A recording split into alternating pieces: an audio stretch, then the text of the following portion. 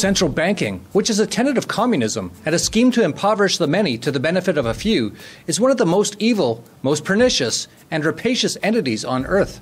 So when a member of the German central bank Bundesbank warned against buying Bitcoin, I almost choked on my Wiener Schnitzel. Having a central bank warn against buying Bitcoin is like a rapist warning you that sex with your spouse isn't as exciting as when he rapes you. Yes, we know. And that's why most people prefer not getting raped, and why we prefer Bitcoin over any central banking script. Here's what Karl Ludwig Thiel, a Bundesbank board member, said. Bitcoin is a means of exchange which is not issued by a central bank but by unidentified actors. I do not see it as a currency. If you think Bitcoin would be as safe as the euro or the dollar, you have to take responsibility for it. We can only warn people not to use the Bitcoin to preserve purchasing power.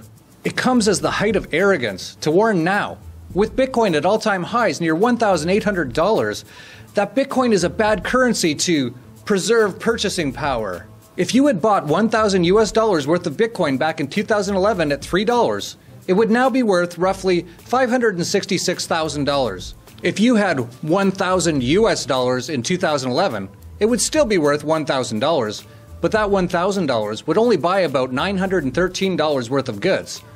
And that's when calculating the depreciation with the government's own CPI index of 1.34% per year, which has no bearing on reality. It's much higher than that. And if you had bought $1,000 worth of euros in 2011, you'd now have $859 worth of euros, considering the January 2011 USD exchange rate of 0.748 euro per dollar. So with dollars, you would have lost roughly 1.34% per year due to inflation, and with euros, you lost a whopping 5% due to the drop in the value of the euro, and even more if inflation is considered. And with Bitcoin, your purchasing power increased by 56,500%. So clearly you can see why the German central bank is warning against holding Bitcoin. Because if everyone held Bitcoin, we'd all be rich, and there'd be no German central bank for Karl Ludwig, that Keynesian communist, to work at. Let's compare Bitcoin to central bank issued fiat currency to show further how ludicrous Thiel's statement is. Fiat currency can be printed at will until it eventually becomes worthless, while Bitcoins are limited to a fixed amount. Fiat currencies are backed by government decree. Bitcoin is backed by cryptography and energy. Fiat currencies, despite holographs and seals, can be counterfeited.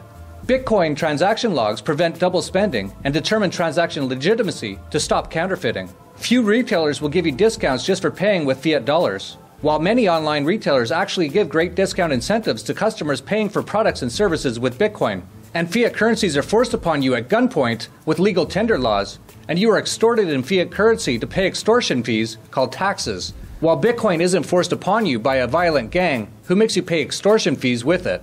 Across Europe and the US, the economies are falling apart as the middle class is wiped out and tens of millions are pushed into poverty by the direct actions of the central banks.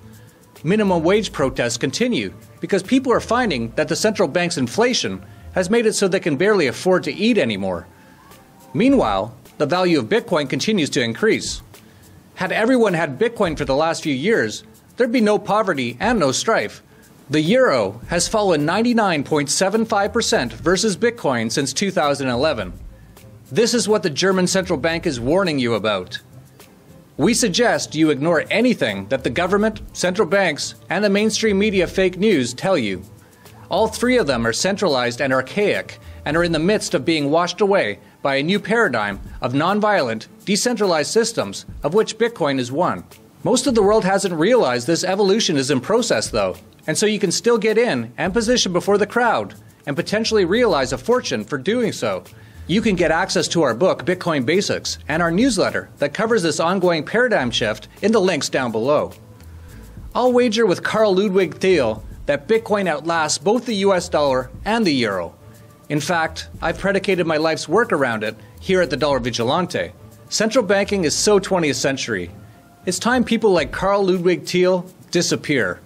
In fact, why is the Bundesbank even still around? It essentially does nothing now that the counterfeiting power and interest rate market manipulation are committed by the European Central Bank. Poor Karl Ludwig, he doesn't even know he's already obsolete.